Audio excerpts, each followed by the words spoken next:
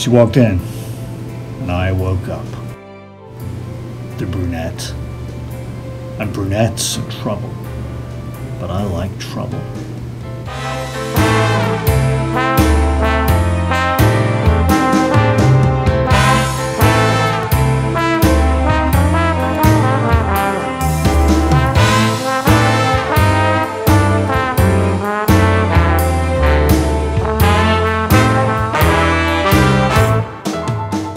What's your name, pretty lady? It's complicated. I like complicated. I once put together an IKEA storage unit using this instruction sheet. Well, my legal name is Anginette, but my loved ones, they call me Angie. In high school, I called myself Anne, spelled with an E on the end, like the French do, you know? You're something else, kid. Today, if someone calls me Anne, then I know it was someone I knew in high school. And if anyone should ever call me Anginette, well, then I know it's the fuzz and it's time to scram. You're not the heat, are you, pal? I ain't the heat, baby. Then you can call me Angie. Angie it is. And what's your name? Sorry, I have to run. Christina Werner just started a live chat. It's about watercolors. Wait, I'll Facebook you. Bye. but you don't even know my name.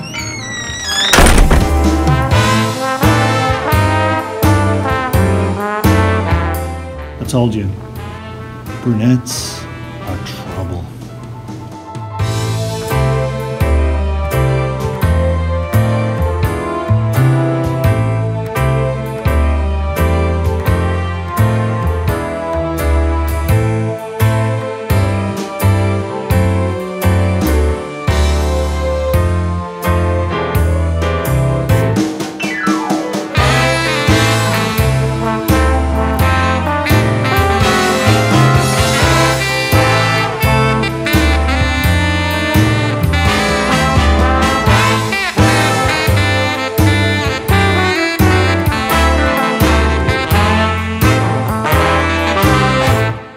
Wow, decisions. Do you think that Angie made the right decision at the end of that story? Would you have left the beautiful man at the bar all by himself? I don't know. I got to think about it. For me, I'm going to have to think about it a little bit more and figure out what I would have done. But I'd love to hear from you and hear what your thoughts are on how the story ended and how the story would have ended for you if it were your story. The story that Angie sent me, it wasn't the story of a couple in a bar. It was actually an interesting story. Angie had sent me a couple of emails in the past month showing me some of the creations that she had made based on some videos that I had published, and it was kind of confusing as to whether her name was Anne or Angie. And so I asked the question, and she said, well, that's a story. I'll tell you sometime. So she submitted a story for this series, Your Story, My Card, with the story of how she got her name. And I've been thinking about how to present it, and over the weekend it just popped into my mind while I was playing with these really, really cute stamps from the Ton Stamp Company. There are these, beautiful men and women all dressed up and ready to go on a night on the town. And I said, wouldn't it be cool if Angie told her story to a potential suitor, that she met in some swanky bar somewhere, maybe set in the 1930s or 1940s in like the film noir style. So that was kind of the inspiration for that story. And I hope you think I did your story justice, Angie. Moving on to the Copic coloring in this piece. For the man's jacket, what I tried to do was keep it dark on the outer edges and give him a little bit of a V shape on the sides and have a white highlight in the middle. I also tried to put in a little crease in his right elbow. This is my first time trying that. I'm not the best at fabric folds, but I'm starting to try to learn. For his pants, I originally tried to shade the inside of the pant seams darker than the outsides, and it looked like he wet his pants. So I ended up going in the opposite direction, and I made the outer edges of his pants dark and tried not to have it too dark at the crotch area to avoid that pants wetting effect. So if anyone is out there who, has a good method for coloring pants where the inside of the legs is darker, let me know. I'd love to see that because I haven't figured it out yet. Okay, so if you want to put a beard on your man, I just used N35 and kind of dotted it along the jawline and then added a few little specks of N47. For the dress, I added a base of R14 on the left side of the dress and then a darker base of R17 on the right side of the dress. And that's if you're, from our point of view looking at the video. And then I put a thin line of R89 along the edge and then filled it in a little bit darker with an R39. And then as we get closer to the left side, I tried to achieve an ombre effect by going in with R29 and then finishing it off with R17 all over. For the skin, I used N31 and N35. For the hair, I used N1, N3, N5, and N7. And I started with the N7 on the concave portion of the hair, the part where her hair would kind of curl inwards so that it appears farther away. And then I just used flicking motions like from her scalp downwards with the darkest color. And then again, flicking from the base of where the skull would be forward. And then I just did that with each of the other colors that I used for the hair, the N5 and then the N3 and then the N1, just to go over everything a little bit at the end to smooth it out. Although you have to be careful not to smooth it out too much because then you'll lose the little strand of hair effect that works so hard to create. Here I'm using a glitter pen just to kind of go through and add some little dots of shimmer and sparkle to her dress. And now I'm just taking a white gel pen and I'm going to kind of clean up the edges where I colored outside the lines. So let's start working on our card panel. First, I took a stencil called English Brick Wall by My Favorite Things, and this is what we're going to use for the bar.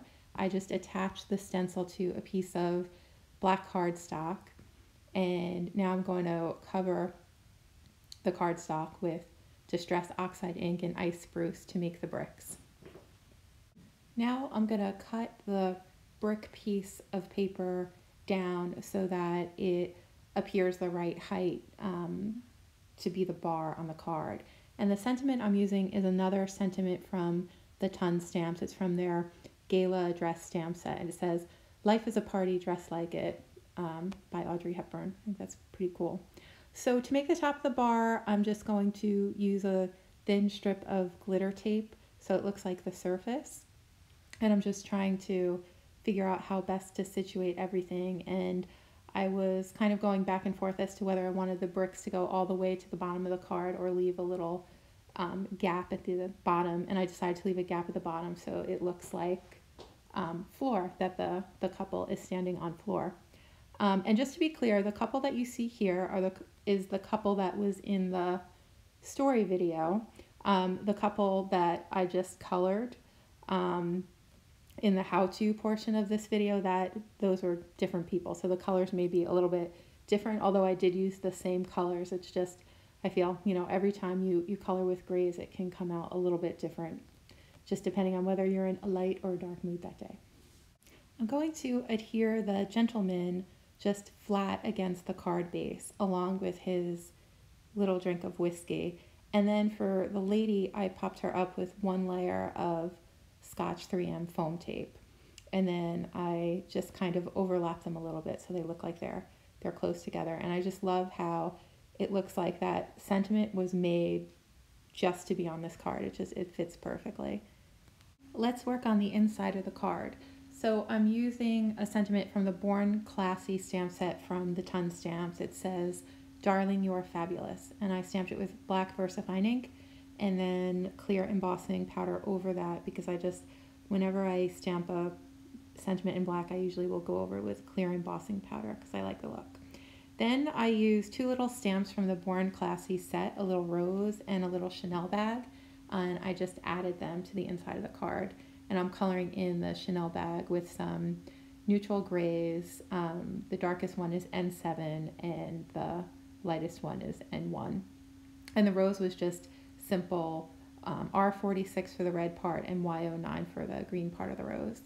Okay, so let's put this insert into the inside of the card because I'm using a black card base for this. I thought it black fit better than having a white card for this scene. And I used a wonky stitch die for the insert to the inside of the card. Now I'm just going to take my tape runner and apply it to the card base and then stick the card panel right on top. And that's it. That's our card. Just one more step. We're going to add some glossy accents to the little drink of whiskey and to the martini that the lady's drinking. And then that's going to be it. I hope you enjoyed this video.